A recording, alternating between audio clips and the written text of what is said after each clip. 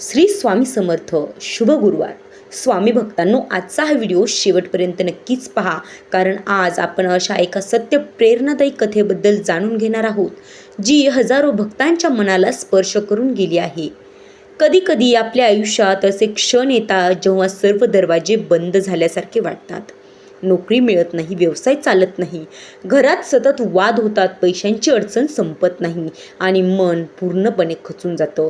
अशा वेळी अनेक लोक विचार करतात, स्वामी तुम्ही माझं ऐकत नाही का? पण भक्तांनो, स्वामी समर्थ कधीच आपल्या भक्तांना एकटे सोडत नाहीत. ते नेहमी संकटे देतात. फक्त तो संकेत ओळखण्यासाठी श्रद्धा, संयम आणि विश्वास आवश्यक असतो. आजची कथा आहे विनायक नावाच्या एका तरुणाची. विनायक शिक्षक होता, मेहनती होता, पण गेल्या 2 वर्षांपासून त्याच्या आयुष्यात एकामागून एक संकट येत होती.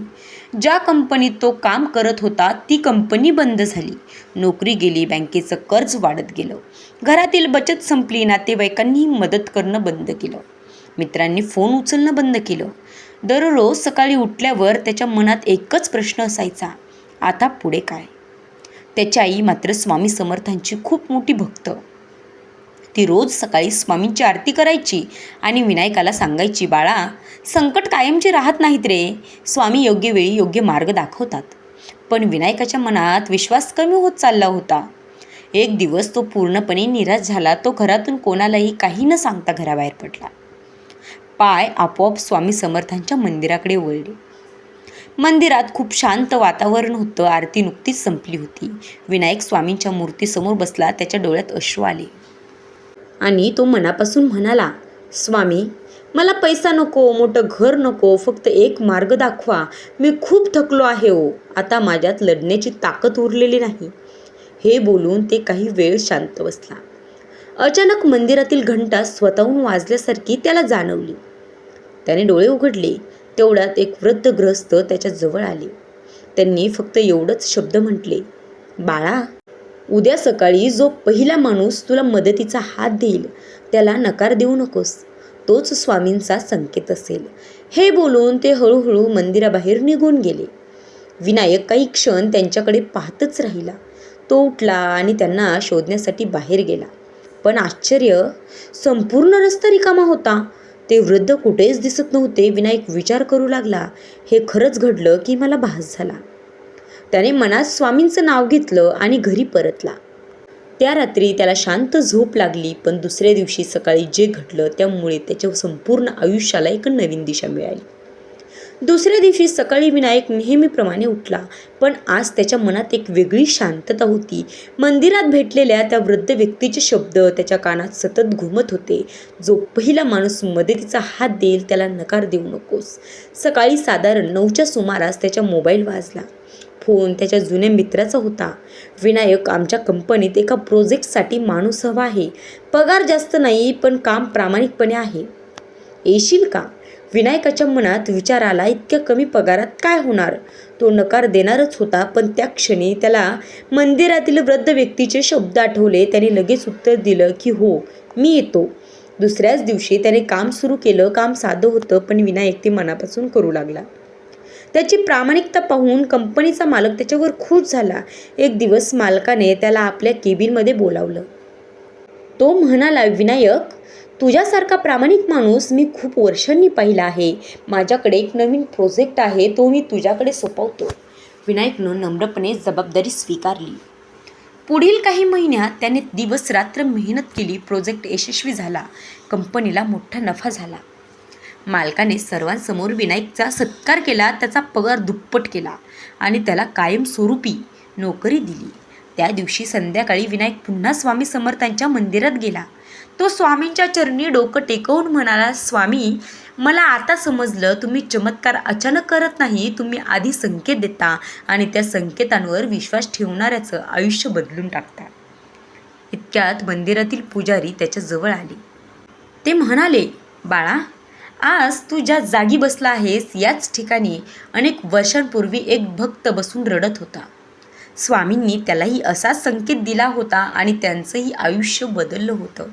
विनायकच्या अंगावर शहारे आले. त्याला जाणवलं, स्वामी आजही आपल्या भक्तांसोबत आहेत, फक्त त्यांची भाषा समजून घ्यावी लागते. कधी एखाद्या माणसाच्या रूपाने, कधी एखाद्या संधीच्या रूपाने, तर कधी एखाद्या अपयशातून मिळालेल्या शिकवणीच्या रूपाने. स्वामी आपल्याला पुढचा मार्ग दाखवत असतात, पण आपणच अनेकदा घाईत किंवा अहंकारात तो संकेत दुर्लक्षित करतो. विनायकने त्या दिवसापासून एक नियम केला. दररोज सकाळी उठल्यावर तो फक्त 11 वेळा मनापासून म्हणायचा, श्री स्वामी समर्थ, श्री स्वामी समर्थ, श्री स्वामी समर्थ या नामाचा जप करायचा आणि प्रत्येक काम सुरू करण्यापूर्वी स्वामींचं तो स्मरण करायचा. काही महिन्यातच त्याचं संपूर्ण आयुष्य बदललं. घरातील कर्ज फेडलं गेलं, आईच्या चेहऱ्यावर पुन्हा आनंद आला आणि अनेक वर्षांनी त्याच्या घरात सुख समाधान परत आलं. भक्तांनो, विनायकच्या आयुष्यातील हा बदल फक्त नोकरी मिळाल्यामुळे झाला नव्हता, तर त्याचा स्वामींवरील विश्वास पुन्हा जिवंत झाला होता. एक दिवस त्याने आपल्या आईला विचारलं, आई, माझ्यावर एवढी कृपा का झाली? आई हसली आणि म्हणाली, कारण संकटातही तू स्वामींचा हात सोडला नाहीस. जो भक्त स्वामींचा हात सोडत नाही, त्याचा हात स्वामी कधीच सोडत नाहीत. हे शब्द ऐकून विनायकच्या डोळ्यात अश्रू आले. त्याने त्या दिवशी एक संकल्प केला, आयुष्यात कितीही मोठं संकट आलं तरी स्वामींचं नामस्मरण कधीच सोडायचं नाही. काही महिन्यांनी विनायक पुन्हा त्याच मंदिरात गेला, पण यावेळी तो रिकाम्या हाताने गेला नव्हता. त्याने मंदिरात अन्नदान केलं, गरजू लोकांना जेवण दिलं, कारण त्याला आठवत होतं की एक काळ असा होता जेव्हा त्याच्या घरात एक दानाही नव्हता. आज त्याच स्वामींच्या कृपेने तो इतरांना अन्न देत होता. मंदिरातून बाहेर पडताना त्याला पुन्हा एक वृद्ध व्यक्ती दिसली आणि ते हसले आणि म्हणाले, बाळा, स्वामींची कृपा मिळाल्यावर ती फक्त स्वतःपुरती ठेवू नकोस, दुसऱ्यांच्याही आयुष्यात आनंद पसरव. हे बोलून ते गर्दीत अदृश्य झाले. विनायक त्यांना शोधत राहिला, पण ते पुन्हा कधीच दिसले नाहीत. त्या क्षणी त्याच्या मनात एकच विचार आला, हे स्वामीच होते. भक्तांनो, आज हा व्हिडिओ तुम्ही पाहत आहात, ही सुद्धा कदाचित योगायोग नसू शकतो. कधी कधी आपल्या आयुष्यात योग्य वेळी योग्य विचार येणं, योग्य माणूस भेटणं किंवा एखादी नवीन संधी मिळणं हेच आपल्यासाठी एक संकेत असू शकतात. म्हणून कधीही आशा सोडू नका. स्वामी समर्थांवर श्रद्धा ठेवा, प्रामाणिकपणे मेहनत करा आणि योग्य संधी ओळखण्याचा प्रयत्न करा. कदाचित तुमच्या आयुष्यातील पुढचा मोठा बदल खूप जवळ असेल.